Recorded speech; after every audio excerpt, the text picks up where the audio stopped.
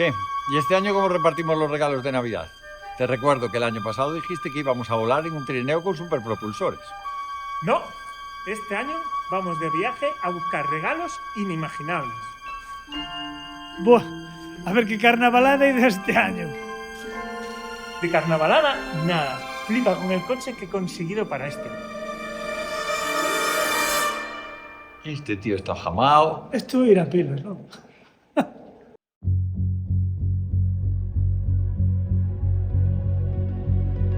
Bueno, vamos a ver cómo acaba esto.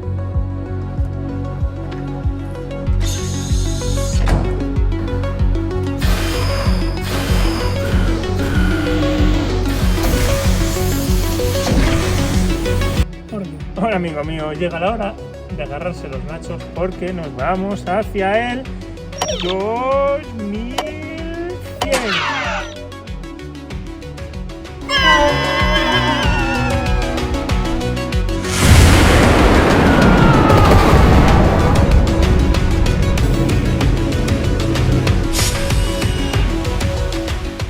Ostras, como el Arenteiro en el 2022. ¡Wow! Y nosotros qué felices éramos con el pincho.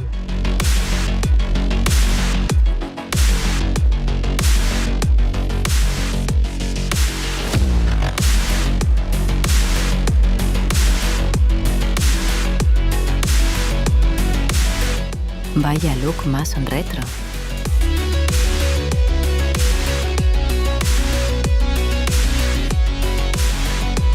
Ya consiguieron reproducirlos con manipulación genética.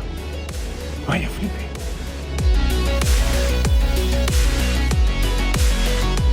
¿Ves, Conas? Al final sí que te lo hicieron. Qué chulo, No será moito. Hostia, ¿y esta? Esta no será de la Miluchas, tío. Hostia. Muy bonito, pero yo tengo hambre. Y tirando, ahora vuelvo. Llevar regalos así al 2025 será buena idea. Seguro que necesitan viaje para funcionar. No podemos llevarlos, además sería alterar la realidad. Y si no podemos llevarnos nada material, entonces ¿qué nos llevamos? Nada. Volvamos al coche y regresemos. No hay nada en el futuro que te vaya a hacer más feliz en el presente. Lo mejor en estas fechas es lo inmaterial. Que la magia de la Noche de Reyes nos llene de felicidad.